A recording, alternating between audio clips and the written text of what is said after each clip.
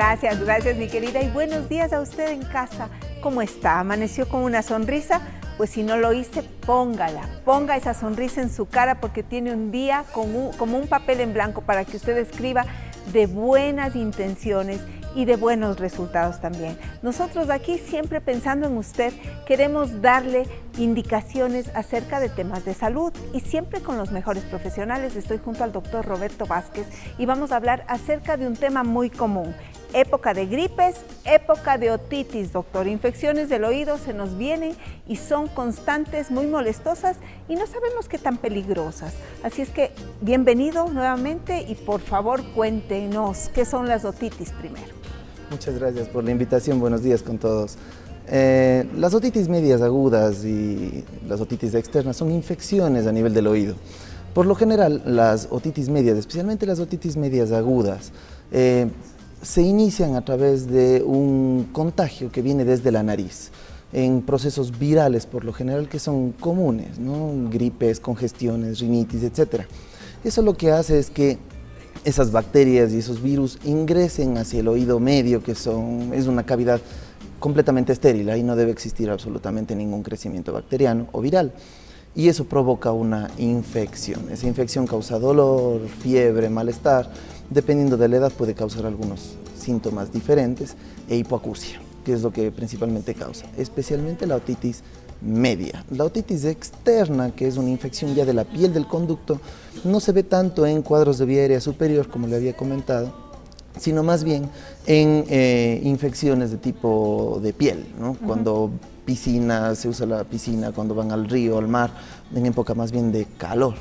Entonces yo creo que es más importante el tema de la otitis media como cuadros de vía aérea superior en nuestro clima. Roberto, usted nos habló acerca de una hipoacusia. ¿Se refiere a qué? ¿Qué es una hipoacusia? Una hipoacusia es una pérdida auditiva. En las otitis, en las infecciones del oído, por lo general las pérdidas auditivas son temporales, es decir, mientras dura la inflamación a nivel del oído, dura la pérdida auditiva. Se va recuperando conforme se va desinflamando el oído. Ya, ¿esto tiene algún tiempo de duración? ¿Cómo podremos saber daño o puede la otitis producir un daño permanente en el oído?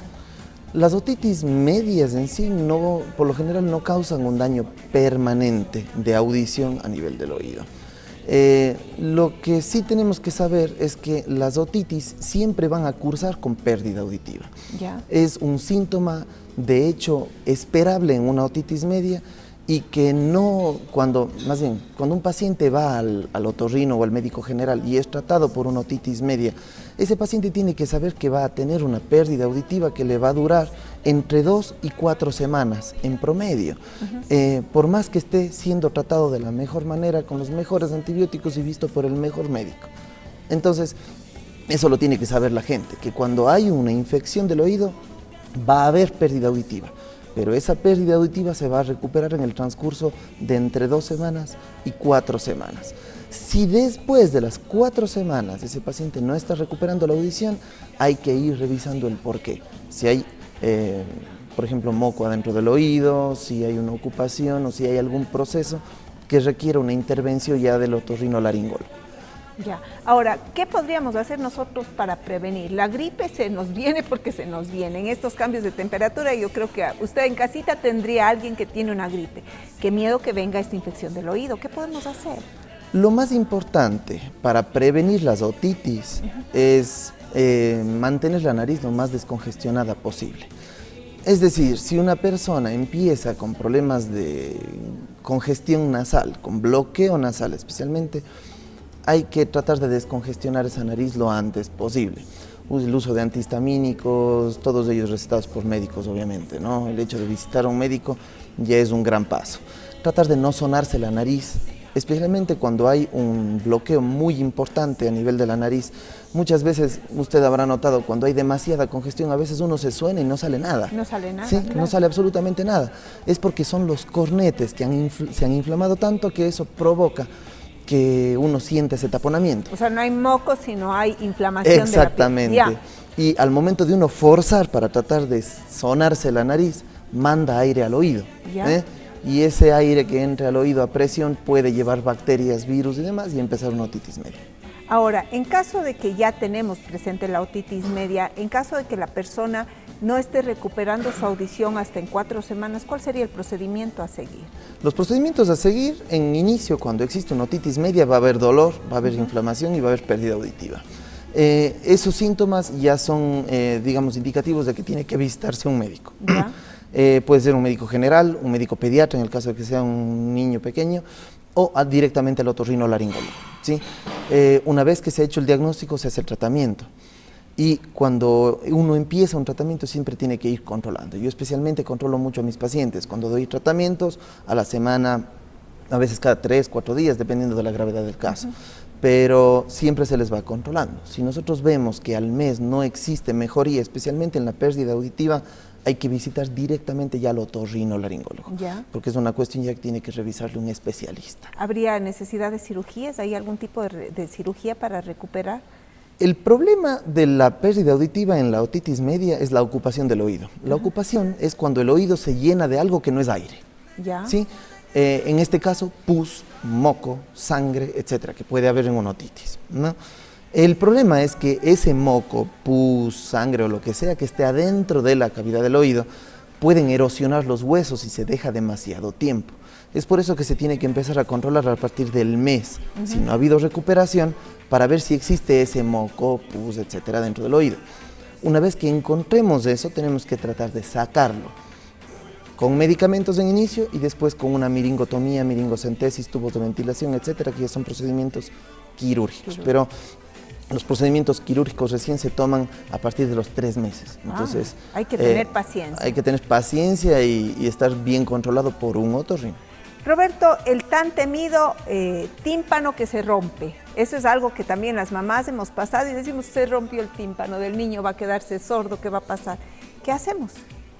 El tímpano perforado, especialmente cuando hablamos de otitis media, de infección del oído, es parte de la historia natural de la enfermedad. Es decir, es una parte que está descrita como parte en sí de la enfermedad. El tímpano, cuando se inflama, puede romperse, ¿sí? Y al romperse deja salir el contenido del oído medio, ¿sí?